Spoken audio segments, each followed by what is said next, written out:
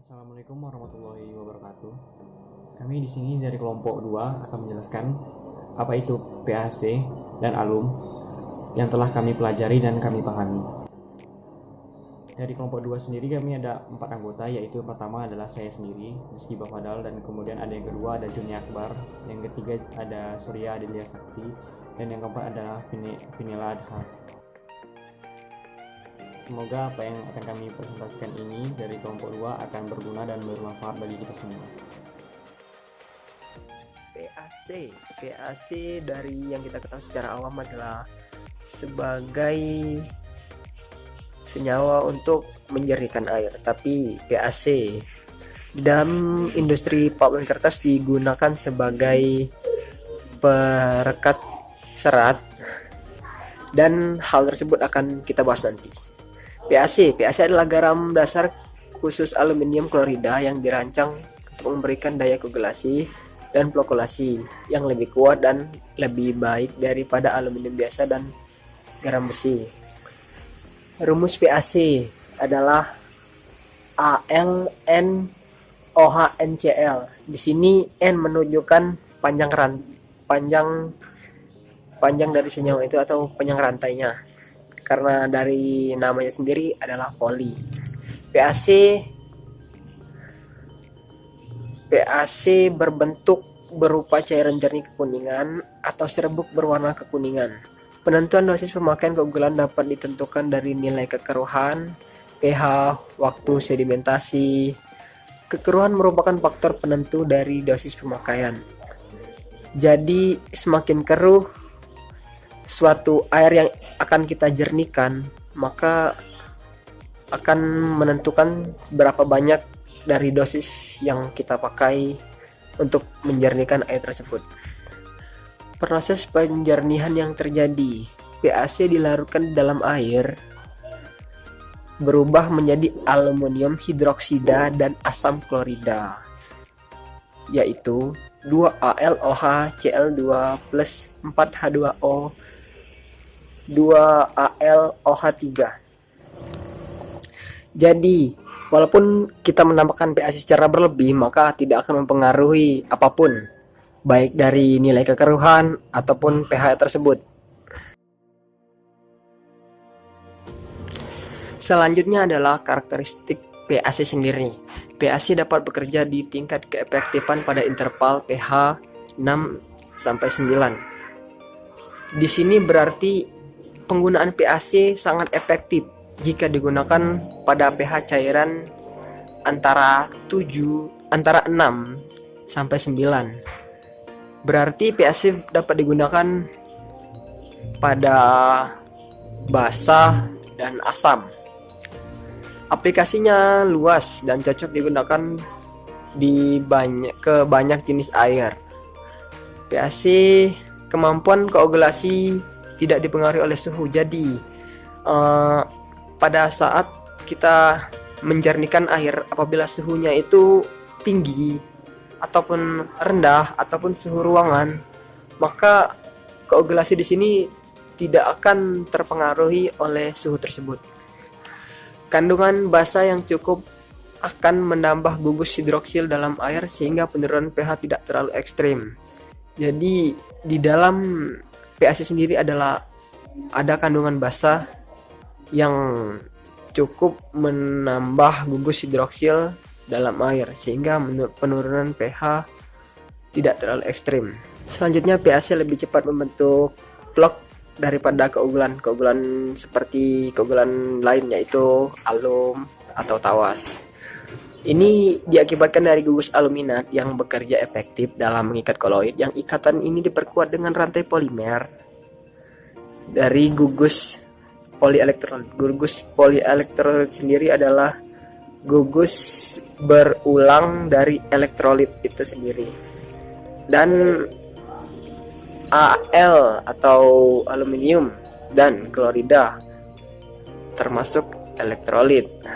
Jadi gugus-gugusnya inilah dinamakan gugus polielektrolit. Selanjutnya itu membentuk blok dengan diameter yang lebih besar sehingga lebih mempercepat proses pengendapan. Selanjutnya itu Dengan penggunaan PAC, maka konsentrasinya digunakan jadi lebih kecil. Penggunaan PAC itu sangat efektif karena PAC lebih baik daripada keunggulan yang lain. PAC dapat larut dalam air.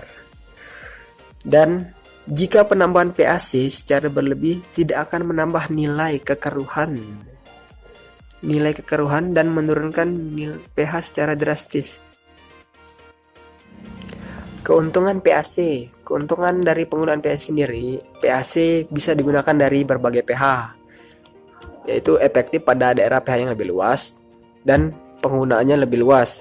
Bisa digunakan pada pH basah maupun pH asam. Yang kedua itu tidak memerlukan plokulan lagi.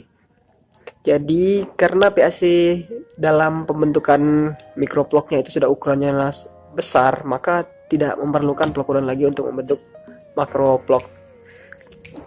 Dapat dipakai langsung tanpa melarutkan terlebih dahulu. Jadi jika kita menggunakan PAC bubuk, kita dapat langsung menggunakannya tanpa harus melarutkannya terlebih dahulu, yaitu langsung bubuknya itu dimasukkan ke dalam cairan yang ingin kita jernihkan.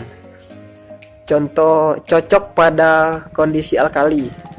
Kondisi alkali sendiri adalah kondisi basah. Berarti PAC ini bisa digunakan dalam kondisi basah. Kebanyakan dari keunggulan sendiri itu tidak bisa digunakan dari kondisi basah, seperti alum. Alum itu tidak bisa digunakan pada kondisi basah. Alum hanya bisa digunakan pada kondisi asam, yaitu pada pH 4-5. Yang terakhir, keuntungan PAC adalah membentuk blok lebih cepat dan lebih besar daripada aluminium sulfat. Seperti yang tadi saya katakan, blok yang dihasilkan dari PAC itu lebih besar dan lebih cepat dari alum itu sendiri.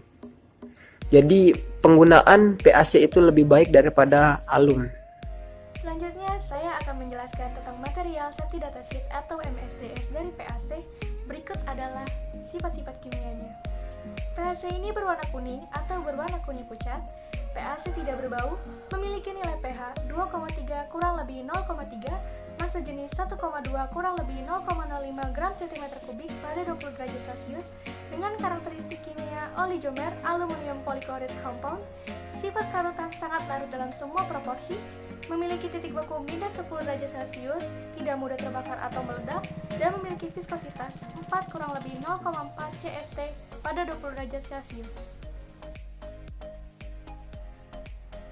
Lalu selanjutnya, pada MSDS PAC ada identifikasi bahaya, tindakan pertolongan pertama, dan tindakan rilis tindak. Pada identifikasi bahaya paling penting yaitu iritan ringan. Untuk frasa keamanan, jauhkan dari jangkauan anak-anak. Dalam hal kontak, segera cuci dengan air yang banyak. Tindakan pertolongan pertama, untuk terkena kulit dan mata, cuci dengan air yang banyak. Jika inhalasi, segera bersihkan dari area yang terkontaminasi. Jika tertelan, jangan dimuntahkan, segera hubungi pihak medis. Untuk tindakan rilis tindak, ada tindakan pencegahan pribadi, pencegahan lingkungan, juga prosedur pembersihan. Selanjutnya ada definisi alum.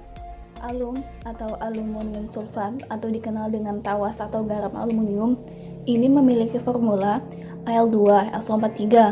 Alum biasa diaplikasikan di industri pengolahan air limbah, pemurnian air, dan juga industri kertas. Hasil reaksi dari aluminium hidroksida dan asam sulfat inilah yang akan menghasilkan aluminium sulfat yang memiliki tingkat asam yang tinggi. Selanjutnya ada karakteristik alum. Alum memiliki karakteristik yakni berbentuk padatan atau kristal berwarna putih, memiliki kemampuan untuk menyerap dan tahan terhadap air di sekitarnya, cepat larut dalam air dan tidak mudah menguap serta tidak mudah terbakar. Apabila alum ini membentuk vlog yang dibentuk ini relatif lebih lama dan lebih kecil dibandingkan dengan vlog yang dibentuk oleh PAC. Selanjutnya ada kegunaan alum. Alum digunakan sebagai yang pertama untuk kontrol pH dari pengolahan air. Yang kedua, ini digunakan sebagai bahan pengendap pada proses buangan dan penanganan air minum. Yang ketiga, alum digunakan sebagai pelekat kertas atau biasa disebut dengan internal sizing ini digunakan pada industri pulp dan kertas dengan cara mengendapkan resin yang larut dalam starch pada fiber. Yang keempat, ini juga digunakan sebagai koagulan untuk mengikat rosin pada filler ke fiber. Dan yang terakhir, penggunaan alum ini untuk membantu mengolah white water agar dapat digunakan kembali. Selanjutnya, saya akan menjelaskan tentang material safety data sheet atau MSDS pada alum. Berikut adalah sifat-sifat kimianya. Alum dengan berat molekul 342,15 gram per mol anhidrat atau 666,42 gram per mol oktadehidrat. Memiliki bentuk kristal putih padat dan berwarna kekuningan atau putih. Dengan densitas 2,672 anhidrat atau 1,62 oktadehidrat. Memiliki titik leleh 77,0 derajat Celcius, terurai anhidrat atau 86,50 derajat Celcius oktadehidrat. Memiliki variasi kelarutan dalam air dan sifat kelarutan sedikit larut dalam alkohol dan asam mineral encer, tingkat keasaman 3,3 sampai 3,6, indeks refraksi 1,47, juga tidak berbau. Lalu selanjutnya ada tindakan first aid, tindakan pemadaman, juga penanganan dan penyimpanan. Untuk tindakan first aid, jika terkena kotak mata atau kulit, usahakan untuk segera membasuhnya dengan air yang bersih. Lalu jika terhirup, usahakan untuk segera menghirup udara yang segar. Lalu jangan lupa untuk segera menghubungi medis. Usahakan untuk memadamkan dengan bahan pemadam yang kering, lalu jangan lupa menggunakan APD saat memadamkan. Untuk penanganan dan penyimpanan, jauhkan dari asam dan logam. Juga buat ruang penyimpanan agar berventilasi. Kemudian di sini ada material safety data sheet MSDS. Yang pertama itu ada tindakan first aid. Kontak mata, siram mata dengan air bersih selama 16 menit. Gerakan bola mata, kelopak mata tetap terbuka lebar, dan kemudian segera hubungi dokter. Dan setelah itu iritasi, segera mencuci kulit yang terkena dengan air yang banyak. Dan setelah itu ada inhalasi, segera hirup udara yang segar. Dan apabila tertelan, minum air yang banyak, jangan dipaksakan untuk memuntahkannya. Dan kemudian ada tindakan pemadaman. Agen pemadam, memadamkan dengan bahan pemadam kering atau karbon dioksida. Jangan gunakan air untuk memadamkan. Perlindungannya itu ada kacamata wir, peralatan pernapasan, sarung tangan. Dan kemudian ada penanganan dan penyimpanan. Pisahkan bahan-bahan pada saat penyimpanan. Jauhkan dari asam dan logam. Ruang penyimpanan harus dilengkapi dengan ventilasi udara. Memakai sarung tangan saat menggunakan alum. Bagaimana perbedaan PAC dan alum? PAC merupakan garam aluminium prehidrolisa, sedangkan alum merupakan garam aluminium terhidrolisa. Dan kemudian alum ini bekerja pada pH 4-5 dan PAC tidak bergantung pada pH. PAC terdiri dari ion klorida, sedangkan alum terdiri dari ion sulfat. Dan selanjutnya dampak penambahan PAC terhadap penurunan pH dan alkalinitas lebih sedikit dari aluminium sulfat, sehingga pH relatif terjaga pada kondisi sebelum penambahan PAC. Nah, kemudian ada injection point dan cara kerja. Yaitu yang pertama adalah alat matching case. Potasium aluminium sulfat atau senyawa kimianya adalah Al2SO43 atau dikenal sebagai alum. Muatan ion alum ini tergantung pada kondisi pH larutan. Polyaluminium klorid PAC. Muatan ion PAC ini masih sedikit bermuatan sedikit positif dengan meningkatnya pH. PAC atau alum juga ditambahkan pada masing case yang berfungsi sebagai internal sizing untuk mengikat antara filler dan fiber. Filler dan fiber fragmen bermuatan negatif. Dengan turunnya pH, maka muatan negatif fiber akan berkurang, sehingga sedikit PAC atau alum akan bereaksi. Dengan meningkatnya pH, maka PAC atau alum akan bermuatan negatif, sehingga fiber dan PAC atau alum tidak akan bereaksi. Oleh karena itu, penambahan PAC atau alum harus sedekat mungkin dengan headbox, sehingga mereka tidak hanya punya banyak waktu kontak dengan ion OH, sehingga muatan mereka positif. Nah, kemudian di sini ada wet end.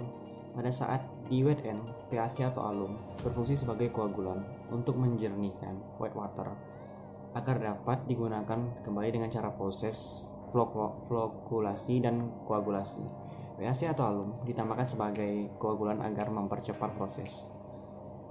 Pembentukan flok pada proses koagulasi atau flokulasi dengan cara mengikat fiber dan vinous yang ikut larut bersama white water. Kemudian fiber dan vinous diikat oleh PAC atau alum.